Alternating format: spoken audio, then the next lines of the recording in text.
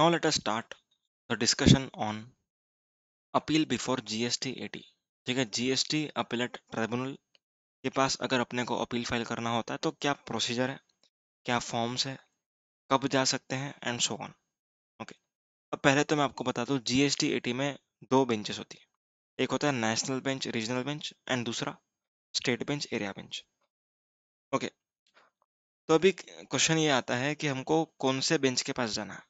Okay, तो ये हम लोगों ने यहाँ पर लिखा हुआ है, पढ़ते हैं, ऑलरेडी डिस्कस भी किया हुआ है। Aggrieved person from the orders pass by appellate authority, जो हमने पिछले अथॉरिटी को देखा, अपीलेट अथॉरिटी को, अगर उस ऑर्डर से मैं नाखुश हूं, मैं एग्रीव्ड हूं, I can go to file appeal before GST 80। और अगर प्लेस ऑफ सप्लाई का मैटर हुआ तो नेशनल बेंच रीजनल बेंच के पास जाऊंगा, other than place of supply हुआ तो मैं जाऊंगा स्टेट बेंच एरिया बेंच। समझा? नेक्स्ट, कौन से ऑर्डर्स के अगेंस्ट जा सकता हूँ? रिविजनल अथॉरिटी के ऑर्डर्स के, रिविजनल अथॉरिटी के ऑर्डर के अगेंस्ट। आया समझ में? तो जो भी रिविजनल अथॉरिटी ऑर्डर पास करेगी, it is appealable at first stage before GST 80, not before appellate authority. क्यों, मैंने उसका रीजन भी बताया। अब कब तक अपील फाइल करना है वो सुनो।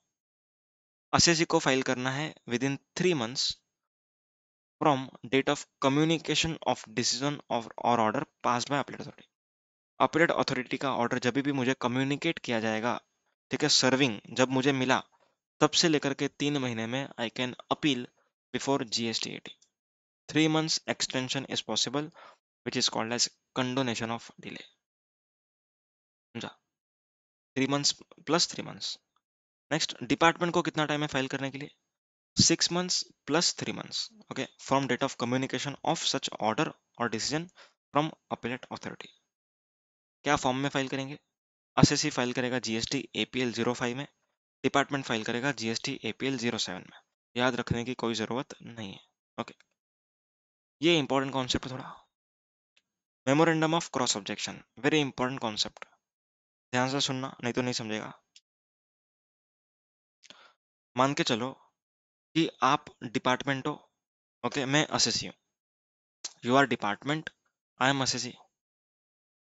मैंने अपील फाइल किया जीएसटी 80 के पास। ओके, सो मैं हूँ अपीलेंट, आप हो रिस्पोंडेंट। ओके, मैं अपीलेंट हुआ, आप रिस्पोंडेंट हुए।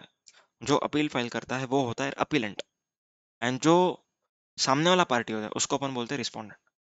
अब अगर अपील मैं फाइल करूंगा तो मैं सब कुछ यही लिखूंगा ना कि ये गलत है, ये गलत है, ये गलत है, ऐसे ही लिखूंगा ऑब्वियसली। ऐसा थोड़ी बोलूंगा ये सही बोल रहा है, नहीं, तो ऑब्वियसली उसको काउंटर करूंगा। तो जीएसटी 80 ने मेरे तो सारे पॉइंट सुन लिए क्योंकि मैंने अपील फाइल करी। अब मेरे अपील फाइल करने के बाद, मेरे अपील फाइल करने के बाद डिपार्टमेंट आपको पूछेगा इस अपील के अगेंस्ट आपको कुछ कहना है क्या? Do you have something to say against this appeal? आप लोग उसको बोलने के लिए, ठीक है, जो जीएसटी 80 है उसको अगर आपको बोलना है ये अपील के अगेंस्ट मुझे ये पॉइंट्स का ऑब्जेक्शन है, then you can file memorandum of cross objection. Okay, basically memorandum of cross objection is appeal by respondent, ऐसा समझो इसको। ठीक है, मतलब रिस्पोंडेंट जो अपील फाइल करता है एज गुड एज, उसको अपन कहेंगे मेमोरेंडम ऑफ क्रॉस ऑब्जेक्शन। समझ में आया? मतलब रिस्पोंडेंट को एक चांस मिलता है कि इस अपील के अगेंस्ट आपको कुछ बोलना है क्या, तो जो रिस्पोंडेंट बोलेगा उसको अपन बोलते हैं मेमोरेंडम ऑफ क्रॉस ऑब्जेक्शन। आया समझ में? So memorandum of cross objection is always to be filed by respondent within 45 days from the receipt of notice that appeal has been preferred। मतलब जीएसटी 80 उनको notice देगा, बोलेगा कि आपका जो ऑर्डर था, ठीक है, मतलब जो आपका असेसमेंट ऑर्डर, उसके बाद जो अपीलेट अथॉरिटी का ऑर्डर है उसके अगेंस्ट अपील आया है। ठीक है, so from the receipt of notice of appeal from GST 80 the department has to file memorandum of cross objection. तो जीएसटी 80 ने आपको बताया कि अपील आया है, तो उस दिन से लेकर के 45 डेज के अंदर अंदर the respondent has to file memorandum of cross objection. 45 days extension is possible।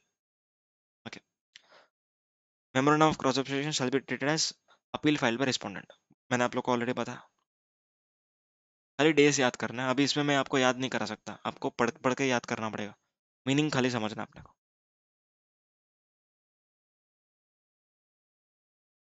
अब यहाँ पर कुछ फीस लिखी हुई है, पढ़ते हैं एक बार क्या है। Fees for filing of appeal और restoration of appeal shall be 1000 for every rupees 1 lakh of tax or ITC involved, or the difference between tax or ITC involved, or the amount of fine, fee, penalty determined in the order appealed against. However, the fee shall not exceed rupees 25,000. मतलब क्या, सुनो, आप अगर GST AT के पास appeal file करते हो तो आप लोग को प्री डिपॉजिट तो पे करना ही है, लेकिन अपील फाइलिंग का फीस भी पे करना होता है। फीस कितना होता है? फीस एकदम नॉमिनली है। ओके, 1 लाख के ऊपर 1000। ठीक है, मतलब अगर आपका लायबिलिटी 50 लाख है, ओके, तो 50 लाख इंटू 1%, दैट इज 50,000, लेकिन इट कैन नॉट एक्सीड 25,000। समझ में आ रहा है क्या? ओके, सो जो रिस्टोरेशन का फीस है, रिस्टोरेशन का मतलब समझते हो? रिस्टोरेशन क्या था, सुनो। मान के चलो मैंने अपील फाइल किया, ओके, और मेरे को बोला गया है कि आप लोग का हियरिंग का डेट ये है, एंड अच्छे से हियरिंग को आता ही नहीं। So the GST has the power to dismiss of the case. Case को वो खारिज कर सकता है। खारिज मतलब समझते हो? उसको रिजेक्ट कर देगा कि भाई जाओ, अभी हम ऑर्डर एक्सपार्टे कर देंगे। लेकिन बाद में मेरे को मालूम पड़ा, अरे यार मेरा डेट था, मैं तो भूल गया था, शिट। अभी तो अभी क्या होगा, अभी मुझे रिस्टोरेशन के लिए एप्लीकेशन करना पड़ा। रिस्टोरेशन मतलब कि अपील वो लोग जो भी एक्सपार्टे करने वाले थे उसको रिस्टोर करवाना। तो रिस्टोर करने के लिए मुझे फीस पे करना पड़ता है, सेम उतना ही, 1000 फॉर एवरी रुपीज 1 लाख। अगर ITC डिनाइल का केस है तो 1 लाख ऑफ ITC के ऊपर 1000 रुपया, इस तरीके से, समझ में? So total fees cannot exceed rupees 25,000, CGST 25,000 SGST, इस तरीके से। There shall be no fees for application made before the appellate tribunal for rectification of errors. Okay, अगर रेक्टिफिकेशन ऑफ एरर्स के लिए आप करते हो एप्लीकेशन, देन कोई फीस आपको पे नहीं करनी है। अब प्री डिपॉजिट कितनी होती है वो सुनो, वेरी इंपॉर्टेंट। प्री डिपॉजिट आप कितना पे करेंगे वो सुनो।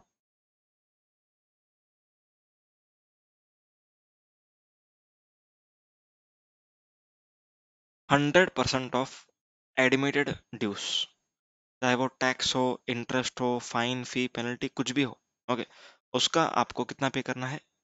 100%। एडमिटेड का 100%।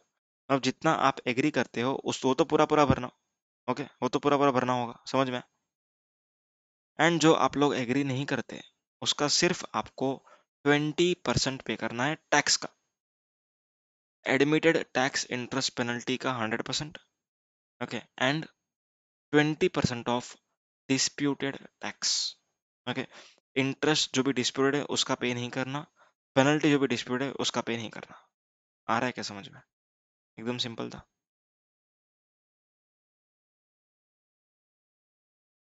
व्हाइट बोर्ड पे समझाता हूँ।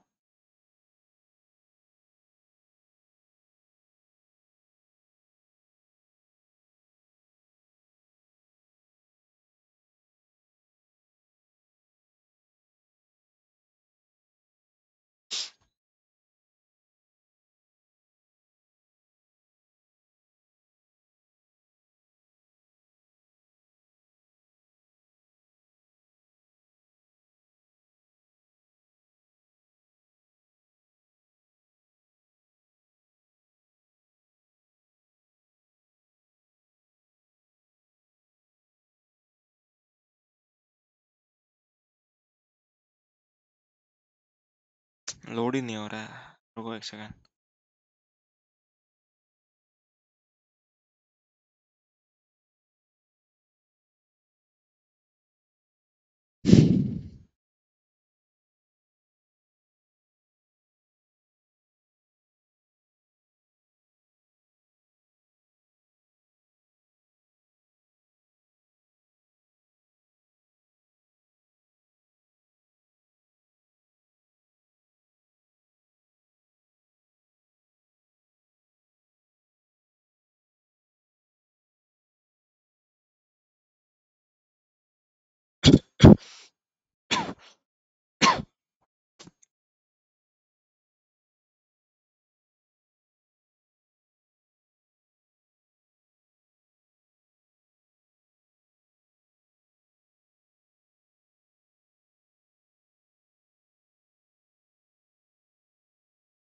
देखो क्या लिखा हुआ है अभी, 100% ऑफ एडमिटेड ड्यूज, ठीक है, एडमिटेड का 100%, समझ में आ रहा है, एंड जो डिस्प्यूटेड टैक्स है उसका 20%।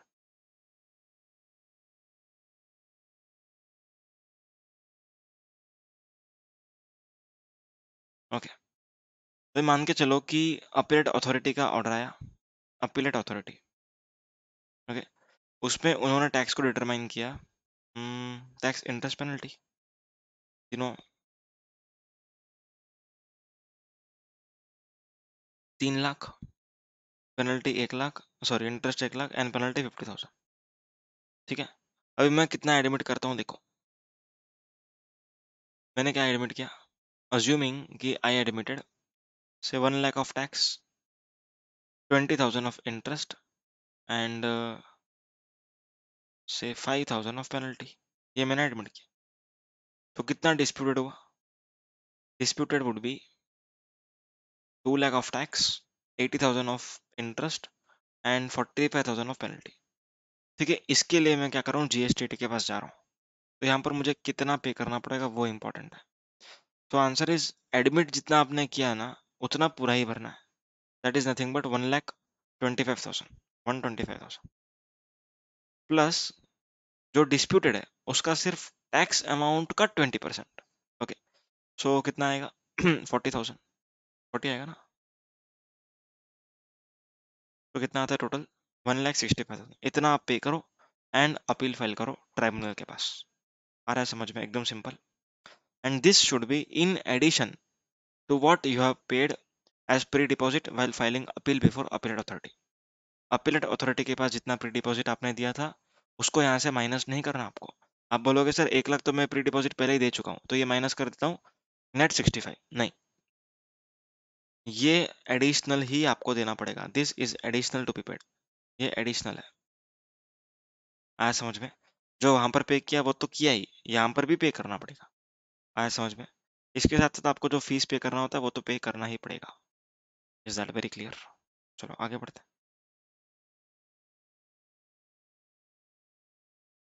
Next, no pre deposit when appeal is filed by department, ठीक है, डिपार्टमेंट तो लाडला दुलारा है, ओके, वो जब भी अपील फाइल करेगा कोई प्री डिपॉजिट नहीं लेंगे। Okay, time limit to dispose of the appeal, 1 साल के अंदर डिस्पोज करना है, ये भी एडवाइजरी टाइम लिमिट है। Tribunal shall dispose of the appeal within 1 year from the date of filing the appeal and shall pass speaking order. Speaking order मतलब पूरा एकदम डिटेल में लिखा होना चाहिए कि क्यों, क्या क्या, सब कुछ, सेक्शन नंबर, लीगल रेफरेंस, किस तरीके से कंप्यूटेशन किया डिपार्टमेंट ने, किस तरीके से ट्राइब्यूनल ने उसको समझा, क्या सबमिट किया था एविडेंसेस एंड सो ऑन, पूरा डिटेल में होना चाहिए। Okay, some additional points, the tribunal में on its own discretion refuse to admit any such appeal where tax or ITC involved or difference in tax or ITC involved or the amount of fine fee penalty may be determined in order does not exceed ₹50,000। मतलब अगर आपका case एकदम छोटू सा है, 50,000 से कम है, tax का difference या फिर टैक्स जो डिमांड किया आपसे वो, या फिर आईटीसी का डिफरेंस, या फिर इंटरेस्ट का जो, अगर आप लोग अपील फाइल कर रहे हो इंटरेस्ट के ऊपर, 50,000 से अगर कम है, then in that case GST 80 can refuse to accept this particular case।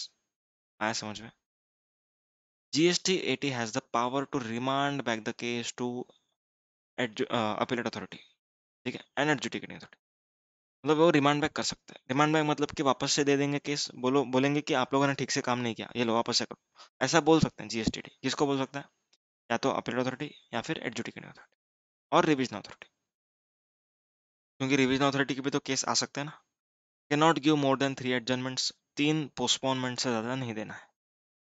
Tribunal can correct its own order for any apparent mistakes within 3 months from the date of order but it has no power to review.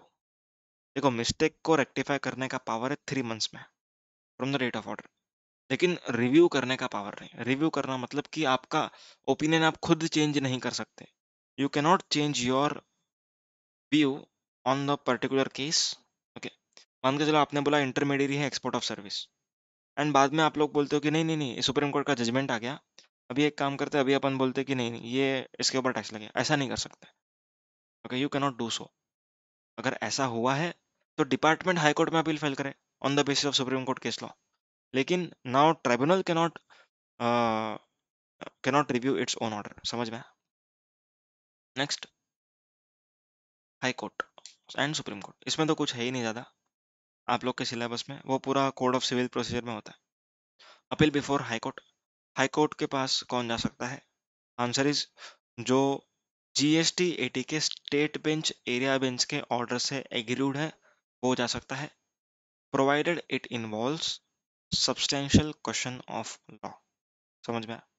अगर question of fact है तो GST AT is the final fact finding authority, और अगर question of law है then आप high court के पास जा सकते हो, provided the order is passed by state bench area bench.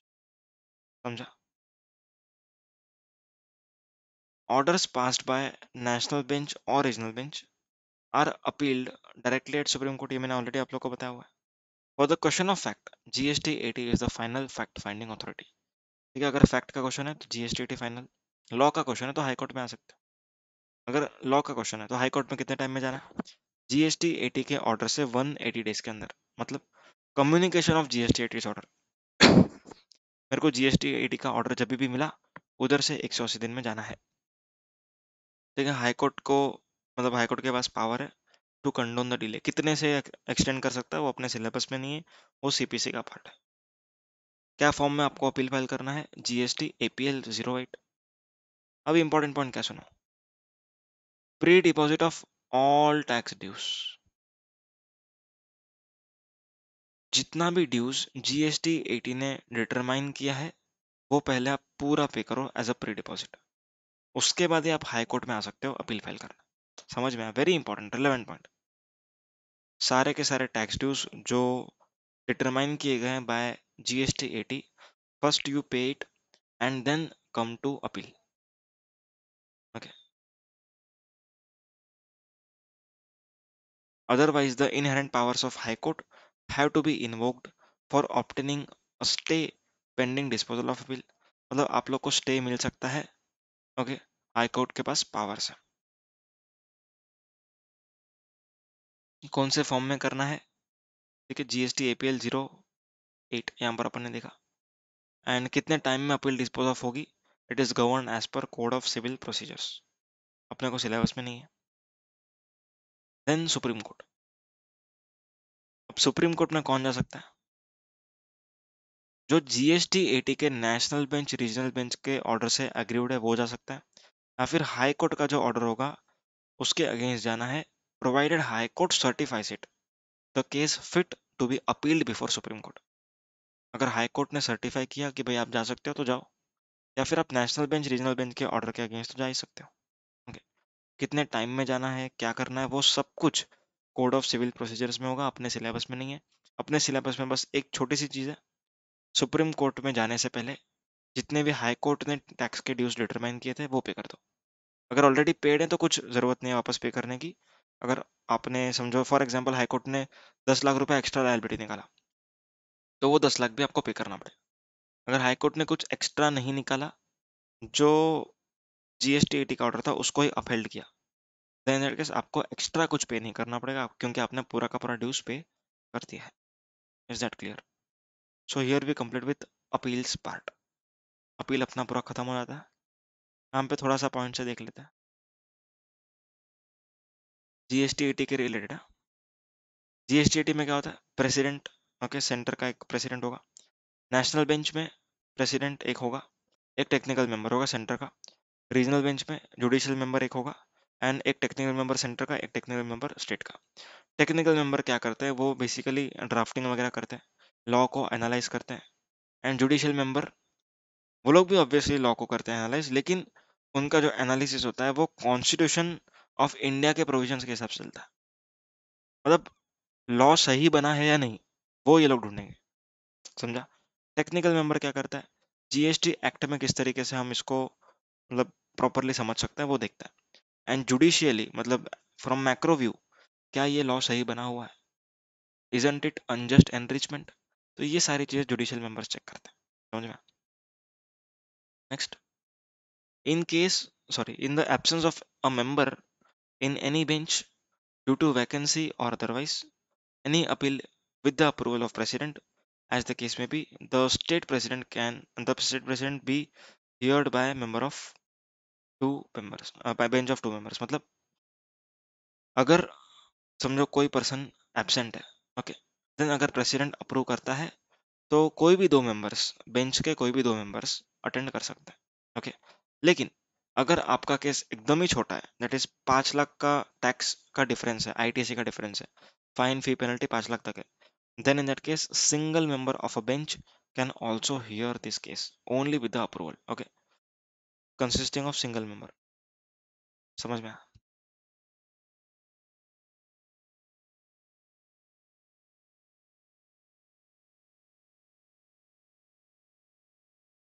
Next additional evidence देख लेते हैं, उसके बाद रिवीजन अथॉरिटी करेंगे, ओके।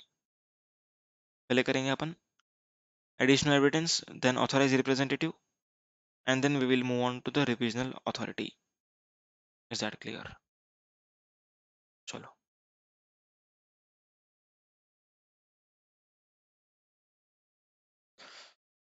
अभी एडिशनल एविडेंस क्या होता है वो सुनो।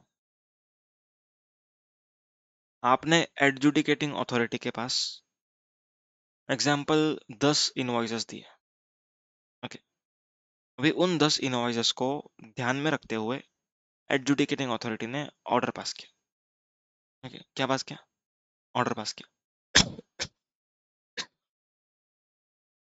बाद में ऑर्डर आपके फेवर में नहीं आया, आप लोग गए अपील में। अब आप लोग बोलते हो कि सर 10 नहीं, हम लोग तो 12 इनवॉइस देना चाहते हैं और 2 इनवॉइस हमको एक्स्ट्रा देने हैं आपको, जो हमने एडजुडिकेटिंग अथॉरिटी के पास सबमिट नहीं किया था।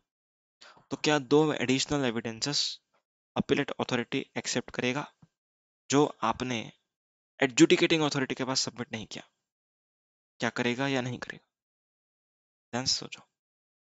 वैसे तो नहीं करना चाहिए, क्योंकि जो असेसमेंट ऑर्डर बना था वो आप ही के एविडेंसेस के दम पर बना था, ओके।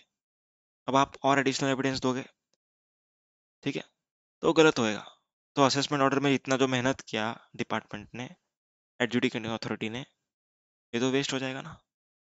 तो यहाँ पर जनरली एडिशनल एविडेंसेस नहीं लेते, लेकिन 4 एक्सेप्शंस है, 4 एक्सेप्शंस है जिसमें एडिशनल एविडेंसेस लिए जाएंगे, ओके।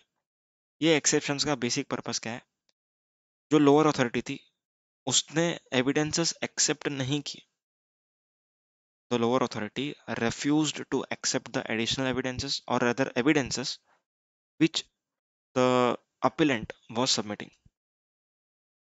तो अपीलेंट जो है वो नाराज हो गया, बोला कि यार आप लोग ले ही नहीं रहे मेरा एविडेंस, ठीक है, ऐसा बोलते हो कि काम नहीं आएगा, ये छोड़ो, हटाओ, मेरे को बोलने का मौका ही नहीं दे रहे हो। तो जो भी मैंने एविडेंस सबमिट किया था वो ठीक से आप लोगों ने अप्रूव नहीं किया, कुछ कुछ चीजें तो मैं देना चाह रहा था आपने लिया ही नहीं, okay. So in that case the higher authority, it is appellate authority, can accept the evidence provided it falls in these 4 circumstances, in 4 exceptions. पढ़ते हैं अभी क्या लिखो। Rule 112 of CGST rules lays down that the appellant shall not be allowed to produce before appellate authority or tribunal any evidence। मतलब अगर appellate authority ने refuse किया होगा evidence लेने से, तो क्या ट्राइब्यूनल में सबमिट कर सकता हूँ? या फिर एडजुडिकेटिंग अथॉरिटी ने लेने से इनकार किया तो क्या मैं अपीलेट अथॉरिटी में कर सकता हूँ? मतलब देखो, अगर अपीलेट अथॉरिटी हायर अथॉरिटी है तो लोअर अथॉरिटी हुआ एडजुडिकेटिंग अथॉरिटी, और अगर जीएसटीटी हायर अथॉरिटी है तो लोअर अथॉरिटी हुआ अपीलेट अथॉरिटी। समझा? इस तरीके से पढ़ना आपने। वेदर ओरल और documentary other than evidences produced by him during the course of proceeding before lower authority, ठीक है। अगर अपीलेट अथॉरिटी पे जा रहे हो आप तो adjudicating authority is the lower authority, GSTT के पास जा रहे हो तो appellate authority is the lower authority. Exceptions: where the lower authority refused to admit the evidence, ठीक है, लोअर अथॉरिटी ने बोला कि नहीं हम लोग ये एक्सेप्ट करते ही नहीं, we will not accept this evidence, ठीक से लाओ, ये नहीं है, बरोबर नहीं, जाओ। एंड देन आप लोग अगली बार आओ, उसके पहले ऑर्डर पास कर दिया। सो इन दिस केस क्या होने वाला है, आप ऊपर जाओगे, दैट इज हायर अथॉरिटी के पास, higher authority would accept your additional evidence, ऐसा समझ में। Next, where the appellant was prevented by sufficient cause from producing the evidence which was called upon to produce by adjudicating authority or appellate authority। मतलब आपसे मांगा गया था वो evidence, आप देना भी चाह रहे थे, लेकिन कुछ कारणवश आप दे नहीं पाए। कुछ कारण ऐसे हो गए कि आप दे नहीं पाए। हो सकता है कोविड का टाइम था, लॉकडाउन हो गया आपके एरिया में, हो सकता है कि आपके घर पे कुछ डेथ वगैरह हो गया हो, तो इस वजह से आप लोग नहीं दे पाए, एंड आप लोगों ने नहीं दिया, इसीलिए ऑर्डर पास हो गया। अब आप ऊपर अपील करोगे तो क्या वो एविडेंस आप ऊपर दे पाओगे? आंसर इज यस, दे पाओगे, अगर वो कॉज जीएसटी एटी को या फिर अपीलेट अथॉरिटी को सफिशिएंट लगता है तो। Next, where the appellant was prevented by sufficient cause from producing before the adjudicating authority or appellate authority any evidence which is relevant to any ground of appeal। मतलब appellate जो है वो देना चाह रहा था, लेकिन दे नहीं पाया, ग्राउंड ऑफ अपील से एकदम रिलेट करता हुआ एविडेंस। ओके, सो हो सकता है इसमें कि लोअर अथॉरिटी कह दे कि ये एविडेंस का जरूरत नहीं है, ठीक है, आप ये मत दो, इसका कुछ फायदा नहीं होगा, ठीक है, मतलब ऐसा कुछ कॉजेस से प्रिवेंट हो गया, मतलब सबमिट करने से रह गया, ठीक है, जो सबमिट करना चाहता था नहीं कर पाया, तो in that case higher authority would accept the additional evidence. Okay, last one, the lower authority passed the assessment order without giving sufficient opportunity of being heard। Okay, sufficient opportunity नहीं दिया सुनने का, एंड टू एड्यूस एविडेंस, मतलब उसको evidence देने का मौका नहीं दिया। समझ में आ रहा है? सो इन चारों ग्राउंड्स में क्या होगा, एडिशनल एविडेंसेस सबमिट किए जाएंगे, that very clear. Next, while taking the evidences reasons for its admission should be recorded in writing। ठीक है, क्यों आपने एडिशनल एविडेंस एडमिट किया वो लिख करके रखो। Reasonable opportunity shall be given by appellate authority और जीएसटीटी, ठीक है, टू एडजुडिकेटिंग अथॉरिटी और appellate authority to cross examine the witness और एविडेंस। मतलब अगर मैं एडिशनल एविडेंस ले रहा हूँ, ओके, मतलब मैं हायर अथॉरिटी हूँ, for example I am appellate authority, I am taking some additional invoices as a evidence, वो कहता है कि इन लोगों ने नहीं लिया था इसीलिए मैं आपको दे रहा हूँ, तो जो ये कह रहा है, ठीक है, जो अपीलेंट कह रहा है मुझे, वो मैं पहले क्रॉस वेरीफाई करूंगा, किससे, लोअर अथॉरिटी से। बोलूंगा कि भाई सच्ची में आपने लिया नहीं क्या, तो देखते हो क्या बोलता है, वो बोलता है कि मैं तो ले रहा था, उसने ही नहीं दिया। तो बोलता है कि देखो सर मेरे पास प्रूफ भी है, मैं इस दिन डिपार्टमेंट में विजिट किया था ये एविडेंसेस लेके, पर उन्होंने दिया ही नहीं, वो एब्सेंट थे। ओके, तो इस तरीके से भी हो सकता है, सो वो क्रॉस एग्जामिनेशन करना पड़ेगा। Next, the provision of this rule shall not affect the power of appellate authority और tribunal to direct production of any document. Very important, very important. जो हम लोग अब तक बात कर रहे थे ना, ये बात किसकी की है मालूम है?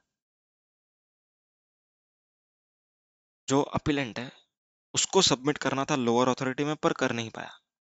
ओके, लेकिन अब मैं जो बात करूंगा वो हायर अथॉरिटी जो होती है, दैट इज अपीलेट अथॉरिटी और जीएसटीएटी, एज द केस में भी, उनको अगर एक्स्ट्रा मांगना होगा आपसे तो मांग सकते हैं। समझ में आया क्या? अगर मैं बोलता हूँ कि मेरे को ये एविडेंस बताओ, अगर आप बताना चाहते हो तो बताओ, है क्या आपके पास? अगर मैं मांगता हूँ तो आप लोग को देना पड़ेगा, ठीक है, दैट इज ओके, आप खुद से नहीं दे सकते।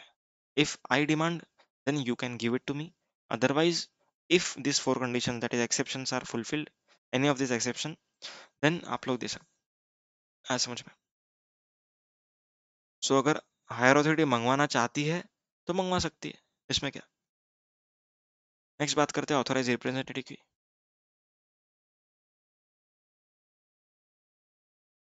ऑथोराइज रिप्रेजेंटेटिव, अभी जो डिपार्टमेंट में, ठीक है, जो अपील अथॉरिटी अथॉरिटी है, उसके पास कौन रिप्रेजेंट कर सकता है केस, उसके ऊपर है ये। ओके, कौन ऑथोराइज्ड रिप्रेजेंटेटिव बन सकता है, कौन नहीं बन सकता। Authorise representative can be relative और रेगुलर एम्प्लॉई और एन एडवोकेट और a chartered accountant, a cost accountant company secretary और जीएसटी प्रैक्टिशनर, तो कोई भी हो सकता है। Okay, it is also provided that specified indirect tax gazetted officer can appear as authorized representative after 1 year from the date of their retirement। मतलब अगर कोई जीएसटी ऑफिसर रिटायर होता है तो क्या वो किसी कंपनी का ऑथराइज रिप्रेजेंटेटिव बन के जा सकता है? आंसर इज जा सकता है इफ 1 साल क्रॉस हो गया हो। समझ में? What is the disqualification? GST law provides that some disqualification for authorise representative. Section 116 subsection 116 subsection 3 lays down that below shall be disqualified to represent। ये लोग ऑथराइज रिप्रेजेंटेटिव नहीं बन सकते। कौन कौन है? हु हैज बीन डिसमिस्ड और removed from government service, इसको गवर्नमेंट सर्विस से निकाल दिया हो, ऐसे लोग नहीं आ सकते। Who is convicted of an offence connected with any proceedings under CGST, SGST, UTGST Act or under earlier law or under any other act, okay, passed by state legislature dealing with imposition of taxes on sale of goods or supply of goods। मतलब अगर आप लोग कोई भी proceeding में convicted हो, ठीक है, आप लोग ऑलरेडी आपके ऊपर प्रोसिक्यूशन चले हैं, कन्विक्टेड हुए हो, ओके, अंडर सीजीएसटी एक्ट और एनी अदर अर्लियर एक्ट, ठीक है, टैक्स की कोई भी एक्ट में आप अगर कन्विक्टेड हुए हो तो आप नहीं आ सकते, ठीक है, ऑथराइज रिप्रेजेंटेटिव नहीं बन सकते। Next, who is found guilty of misconduct by prescribed authority, ठीक है, अगर कोई प्रिस्क्राइब्ड अथॉरिटी ने उसको गिल्टी ऑफ मिसकंडक्ट साबित किया है तो नहीं कर सकते। नेक्स्ट, अगर कोई इनसॉल्वेंट पर्सन है तो वो भी नहीं कर सकता। Okay, permanently disqualified in case of persons as refer to in ABC, मतलब जो एबीसी के पॉइंट्स थे ये तीनों, ओके, इसमें सॉरी एबीसी, ये 3 पॉइंट्स में इट इज परमानेंट डिसअलाउंस, लेकिन इन case of point number D, जब तक वो इंसॉल्वेंट है तब तक नहीं बन सकता, एक बार इंसॉल्वेंसी उसकी चली गई तो वो एज ऑथराइज रिप्रेजेंटेटिव अपीयर हो सकता है।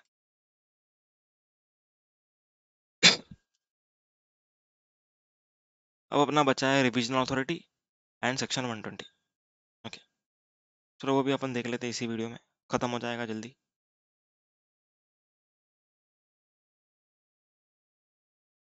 अब रिविजनल अथॉरिटी कौन होती है? मैंने गला फाड़ फाड़ के बताया आप लोग को 10 बार, डिमांड रिकवरी में थोड़ा बताया, अपील्स में तो पूरा ही बता दिया। ओके, अभी हमको खाली रीड करना है, खाली रीडिंग करना है। अब मैं रीड करके समझाऊंगा तो ऐसा मत बोलना कि सिर्फ रीड किया, मैंने ऑलरेडी समझा आपको, एंड हर जगह पर मैं आप लोग को डिटेलिंग करते रहूंगा, अभी भी पढ़ते पढ़ते भी डिटेलिंग करूंगा, एग्जाम्पल्स भी दूंगा आपको, है ना। चलो स्टार्ट करें। Orders that can be revised, अभी रिविजनल अथॉरिटी कौन होती है? ठीक है, जो एडजुडिकेटिंग अथॉरिटी है उसका ही सीनियर होता है रिविजनल अथॉरिटी। अगर assistant commissioner, superintendent and deputy commissioner, इन लोगों में तीनों में से किसने ऑर्डर पास किया, so joint commissioner additional commissioner is the revisional authority. समझ में? और अगर जॉइंट कमिश्नर एडिशनल कमिश्नर ने पास किया था एडजुडिकेटिंग अथॉरिटी का order, then the commissioner is the revisional authority.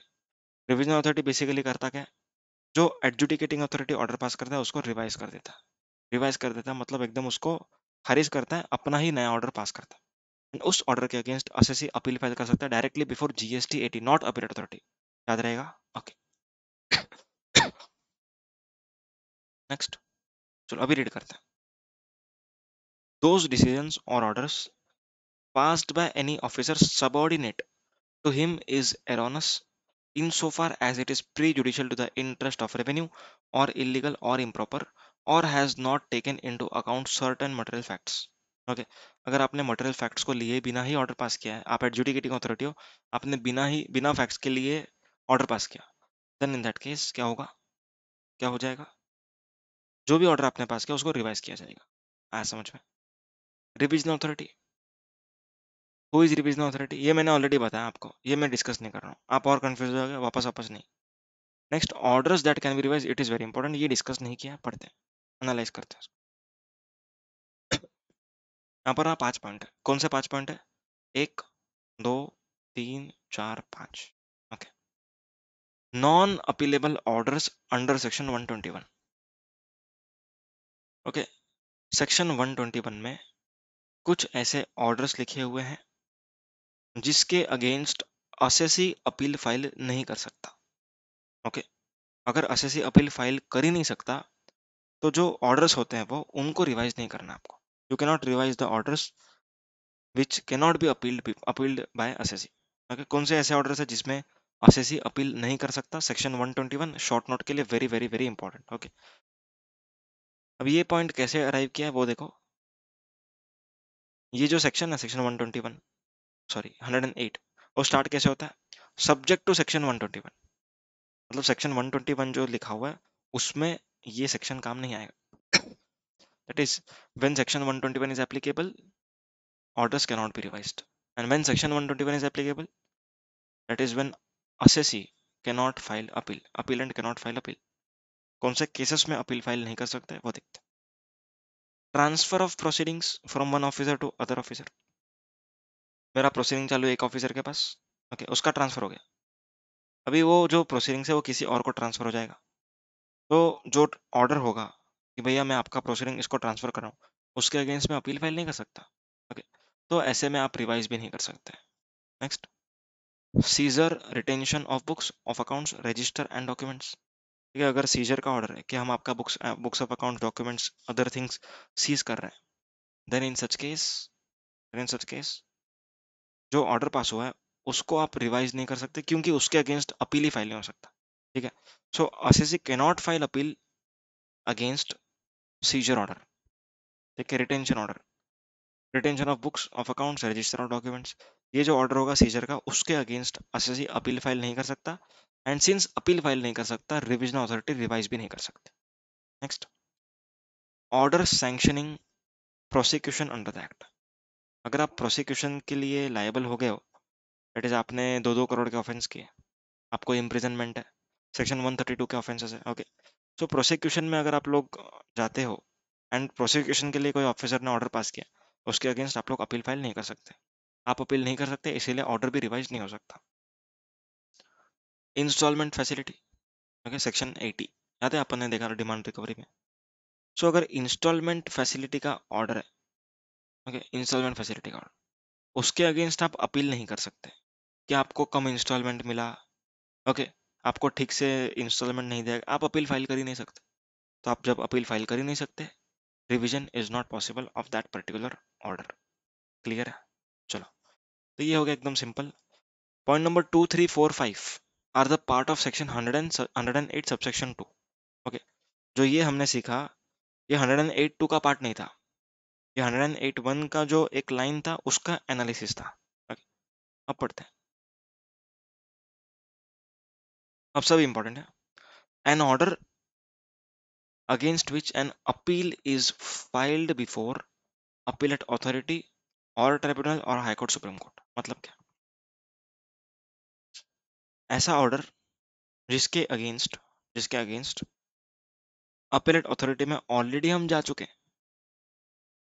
ठीक है, मतलब हम लोग ऑलरेडी अपीलेट अथॉरिटी के पास जा चुके हैं, एक पॉइंट को लेकर के, एक मैटर को लेकर के।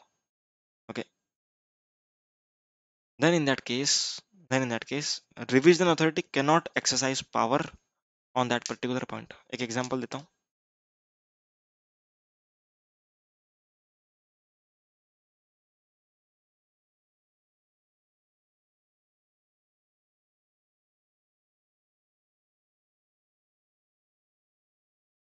मान के चलो there are 17 matters, okay, in the assessment order, बराबर है।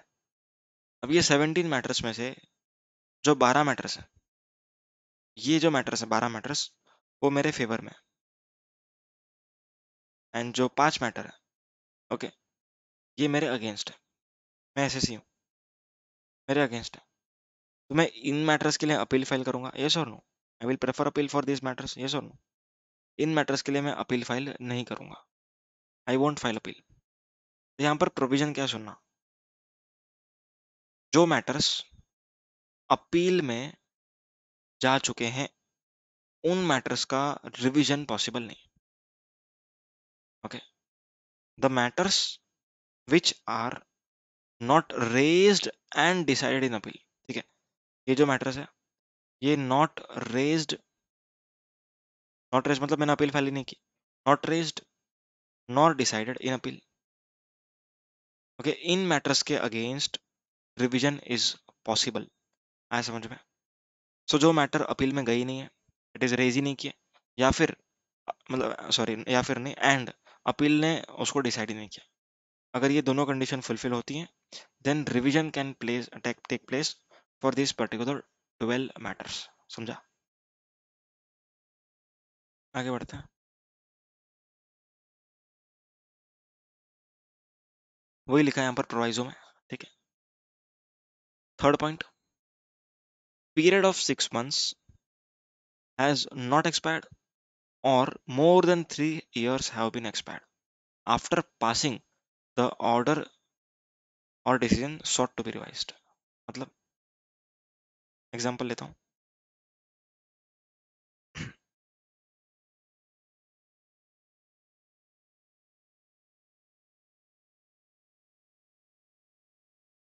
मान के चलो कि एडजुडिकेटिंग अथॉरिटी ने ऑर्डर पास किया से 17 मार्च 2022। ओके, अभी ऑर्डर पास हो चुका है, अभी ये ऑर्डर कम्युनिकेट हुआ, एग्जाम्पल समझ के चलो सेम डे पे कम्युनिकेट हो गया, तो यहाँ से लेकर के जो 6 months का टाइम लिमिट है, ठीक है, इस टाइम लिमिट के दरमियान the order of adjudicating authority cannot be revised. Why it cannot be revised? Because this 6 months is the time limit to file appeal by department. Yes or no? तो ये 6 महीने तक ऑर्डर रिवाइज नहीं हो सकता। तो कब तक नहीं हो सकता? अप्रैल, मई, जून, जुलाई, अगस्त, सितंबर। सो 17 सितंबर, ओके, 17 सितंबर 2022 तक ऑर्डर कैनॉट बी रिवाइज्ड। उसके बाद आप लोग रिवाइज कर सकते हो, लेकिन लेकिन कब तक कर सकते हो? इससे 3 साल क्रॉस नहीं होने चाहिए तब तक, मतलब 17 मार्च 2025। तो इस पीरियड के दरमियान ऑर्डर कैन बी रिवाइज्ड। समझ में आया? That too only on those matters which are not raised and decided in appeal. आ रहा है समझ में? सो अगर यहाँ पर अपील प्रेफर हो चुकी थी एंड वो अपील में पेंडिंग है, ओके, अपील में रेज किया मैंने, then revision can not be possible. Okay, अगर सारे के सारे पॉइंट्स अपील में चले गए हैं तो रिवीजन इज इम्पॉसिबल। अगर कुछ पॉइंट्स बचे हुए हैं तो रिवाइज कर सकते हो। Is that very clear? Next, बहुत ही इंपॉर्टेंट एक्सप्लेनेशन था, सब लिख लिख के लेना याद से।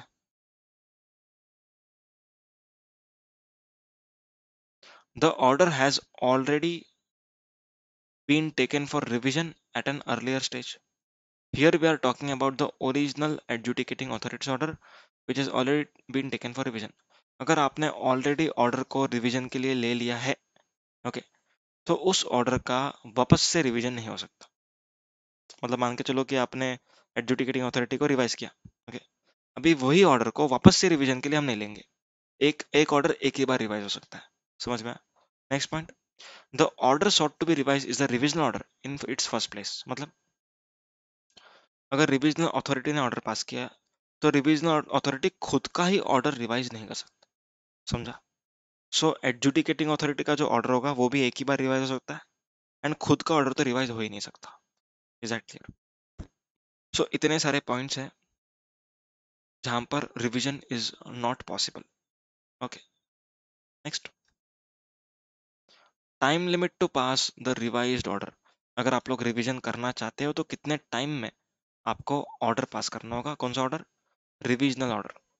The time limit to revise order, the revisional authority can revise the adjudicating authority's order before the expiry of 1 year from the date of order in such appeal, और before expiry of 3 years from adjudicating authority's order whichever is letter.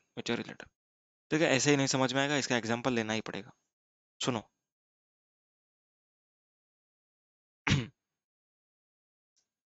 चलो यहाँ पे लिखता हूँ, यहाँ पे जगह बहुत सारा है। मान के चलो 17 मार्च को, ओके, 17 मैटर पर एडजुडिकेटिंग अथॉरिटी का ऑर्डर है।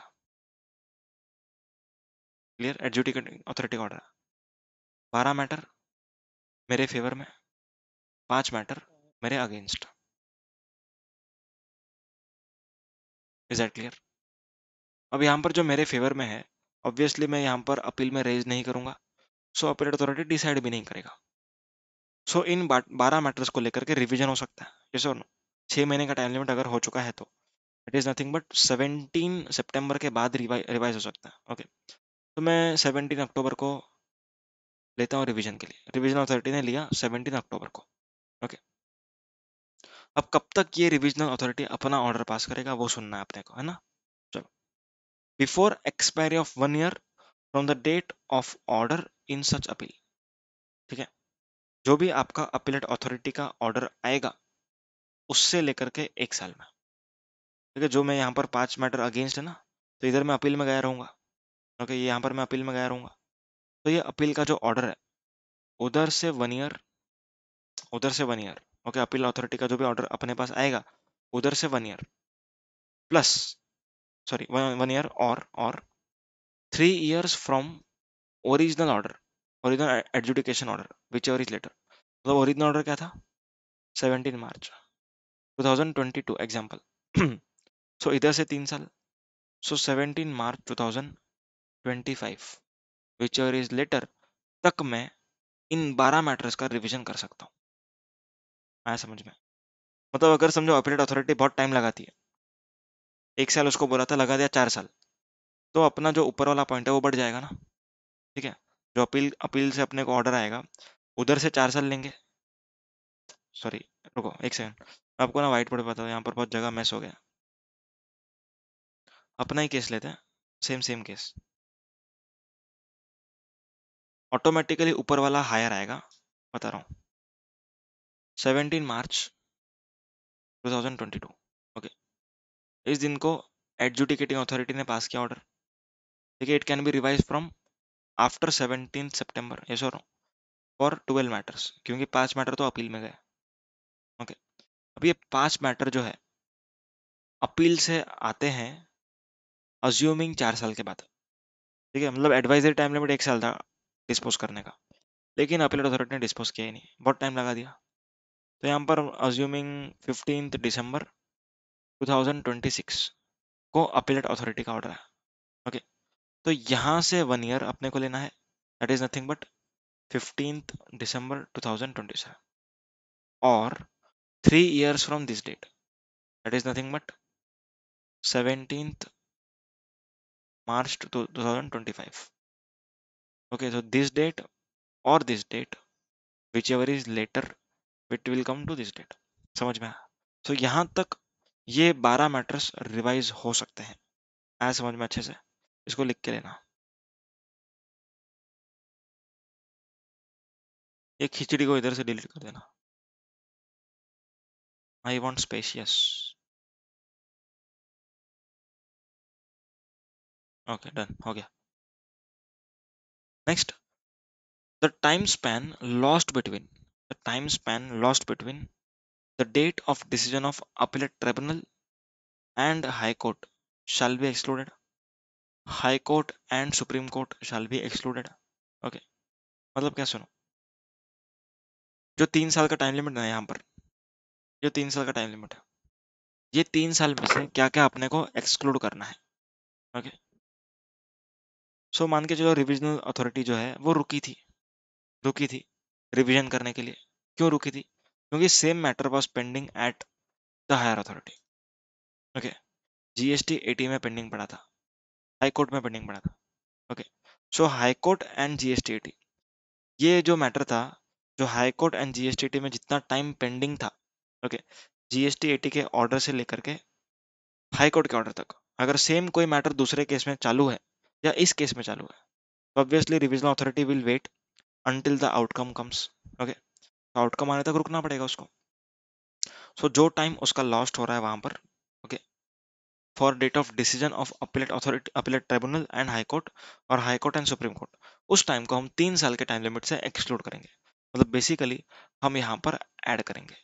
समझ में, we will add the time span which is lost between tribunal and high court and supreme court.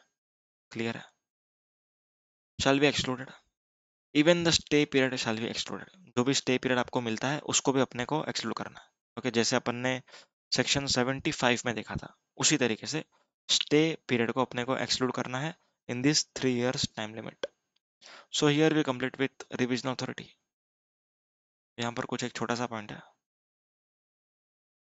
where the revision authority decides to pass an order in revision under section 108 which is likely to affect the person adversely, the revision authority shall serve him a notice in RVN 01। तो अगर revision करने से मेरा liability बढ़ने वाला है तो आप पहले नोटिस इशू करो, एंड मेरा पहले आप राइटिंग में रिप्लाई ले लो, उसके बाद आप पास करना ऑर्डर, है ना।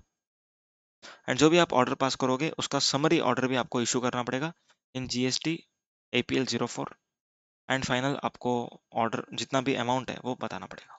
Okay, last one section 120, last section section 120। चलो पढ़ते हैं, एकदम सिंपल है, एकदम ही सिंपल। मैं इसको ना, इसका आपको पहले ब्रीफ बैकग्राउंड देता हूँ क्या है ये। अपन पढ़ रहे सेक्शन 120। 120 क्या है? Appeal not to be filed in certain cases. Section 121 पढ़ा था, याद है? उसमें भी तो अपील फाइल नहीं कर सकते थे, इसमें भी नहीं कर सकते, क्या डिफरेंस है? आंसर इज सेक्शन 121 में असेसी अपील फाइल नहीं कर सकता, लेकिन सेक्शन 120 में department can not file appeal. Department appeal file नहीं कर सकता कुछ केसेस में। कौन से केसेस है सुनो। अगर मान के चलो गवर्नमेंट ने एक अमाउंट डाल दिया, बोला कि 10 लाख के नीचे तक के मैटर के लिए कोई GST officer that is department will not file appeal. Department will not file appeal for any case below certain amount that is 10 lakh. Okay, भले फिर वो एडजुडिकेटिंग अथॉरिटी ने असेसी के फेवर में पास किया हो, फिर भी आप अपील फाइल नहीं करेंगे। ओके, ऐसा अगर बोल दिया है गवर्नमेंट ने तो अपील फाइल नहीं करेंगे हम। तो यहाँ पर हम जब अपील फाइल नहीं करेंगे, दैट इज डिपार्टमेंट जब अपील फाइल नहीं करेगा, तब क्या ये माना जाए कि उन्होंने केस को एक्सेप्ट कर लिया? सुनना ध्यान से, मजा आएगा।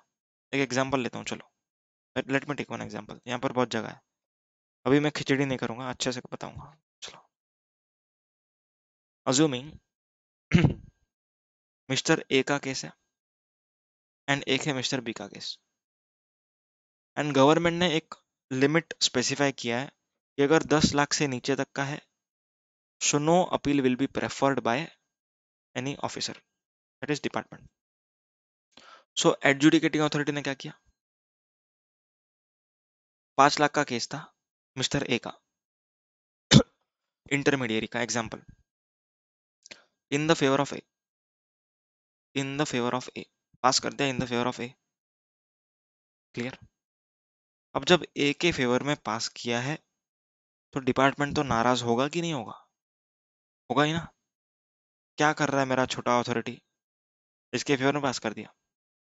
तो यहाँ पर department can not file appeal because up to ₹10 lakh के लिए आप अपील फाइल नहीं कर सकते। ठीक है, तो इसका मतलब ये नहीं होता है कि डिपार्टमेंट ने ये इंटरमीडिएरी का जो पोजीशन है उसको एक्सेप्ट कर लिया, ऐसा नहीं है, ऐसा नहीं माना जाएगा। पोजीशन एक्सेप्ट नहीं किया, only due to monetary limit they were unable to appeal. समझ में आया? Very simple. ओके, अभी मान के चलो कि मिस्टर बी का केस है, सेम ज्यूरिसडिक्शन में दोनों। मिस्टर बी का केस है 12 लाख का। ओके, एडजुडिकेटिंग अथॉरिटी ने, ए नहीं लिखता हूँ कंफ्यूजन हो जाएगा, एडजुडिकेटिंग अथॉरिटी ने 12 लाख का केस है, एडजुडिकेटिंग अथॉरिटी ने ऑर्डर पास किया in the favour of B, in favour of B. Okay, order pass कर दिया। अभी बी क्या बोलता है? डिपार्टमेंट आप अपील नहीं करना, you can not file appeal. क्यों नहीं कर सकते अपील? डिपार्टमेंट ने पूछा। तो बी उसको बोलता है कि सर ए का केस भी सेम था, आपने वहां पर तो अपील फाइल नहीं किया, अब यहां पर कैसे करोगे? आपने तो पोजीशन एक्सेप्ट कर ली। आंसर इज नो, ऐसा नहीं है। डिपार्टमेंट ने ए के केस में अपील फाइल क्यों नहीं किया था? The only reason was the monetary limit and nothing else. Position तो हमको तभी भी एक्सेप्ट नहीं थी, पर मॉनेटरी लिमिट कम थी, इसके लिए अपील नहीं किया। तो यहाँ पर हम अपील में जा सकते हैं, here you can go for appeal. समझ में आया? Same applies to mister A case if it comes to 12 lakh. अगर ए का केस सेम आया 12 लाख का, एडजुडिकेटिंग अथॉरिटी ने ए के फेवर में पास किया order, then department can go for appeal. A ऐसा नहीं बोल सकता उसको, डिपार्टमेंट को, कि देखो सर पिछली बार आपने तो हाँ बोला था मैटर को, इस बार आप कैसे अपील फाइल कर रहे हो? नहीं, ऐसा नहीं। पिछली बार हमने अपील नहीं किया, the sole reason was the amount being lesser than the amount specified, समझा, इसीलिए नहीं किया। पर अभी हम करना चाहते हैं, करेंगे, क्योंकि अभी अमाउंट का कोई रेस्ट्रिक्शन नहीं है। पोजीशन हमको नहीं पसंद आई आपकी, इंटरमीडिएट हमको हजम नहीं होता है, हम अपील फाइल करेंगे। Is that very clear? बस वही सब लिखा हुआ है इस 4 लाइन में, 4 पॉइंट्स में। ये 4 पॉइंट, ये मैंने ऑलरेडी बताया। 120 121 में क्या डिफरेंस है, पढ़ लेना। This section provide for non filing of appeal bye CGST officers if it is below monetary limit specified by CBIC. CBIC ने कोई मॉनिटरी लिमिट अब तक स्पेसिफाई नहीं किया हुआ है। This provision shall not preclude such GST officer from filing appeal or application in any other case, that is B के case में involving similar question। B के केस में डिपार्टमेंट को कोई रोक नहीं सकता अपील फाइल करने से। क्यों नहीं रोक सकता? क्योंकि जब हम रुके थे, डिपार्टमेंट जब रुका था ए के केस में, it was only for the purpose of monetary limit, not anything else. No person being a party in appeal or application shall contend that officer of central tax has acquiesced in the decision on dispute by non-filing appeal or application। आपने appeal file नहीं करके, ठीक है, case को accept कर लिया, ऐसा कोई पर्सन कंटेंट नहीं करेगा। क्यों नहीं करेगा? क्योंकि हम अपील नहीं गए थे, उसका reason was not the position हमको पसंद आ गई, नहीं, हम नहीं गए थे क्योंकि मॉनिटरी लिमिट के कम था। पॉइंट नंबर 4, ट्राइब्यूनल और कोर्ट हियरिंग सच अपील और application shall have regard to circumstances of non filing appeal। ठीक है, डिपार्टमेंट ने अपील क्यों फाइल नहीं किया, वो सच्ची का रीजन पहले ढूंढ के लाओ। ठीक है, मतलब वो ढूंढो रीजन, ऐसा बोला गया है ट्रिब्यूनल और कोर्ट को। क्या आप चेक करो कि सच में डिपार्टमेंट मॉनिटरी लिमिट की वजह से अपील फाइल नहीं किया, या फिर पोजीशन उसको एक्सेप्ट हो गई थी। ठीक है, तो ये केस टू केस बेसिस चलेगा, समझ में। एग्जाम्पल जो मैंने आप लोग को दिया वो यही था। ठीक है, ए का लायबिलिटी, बी का लायबिलिटी, वो सब यही था, समझ में। That's it with this appeals chapter. Thank you so much, bye bye.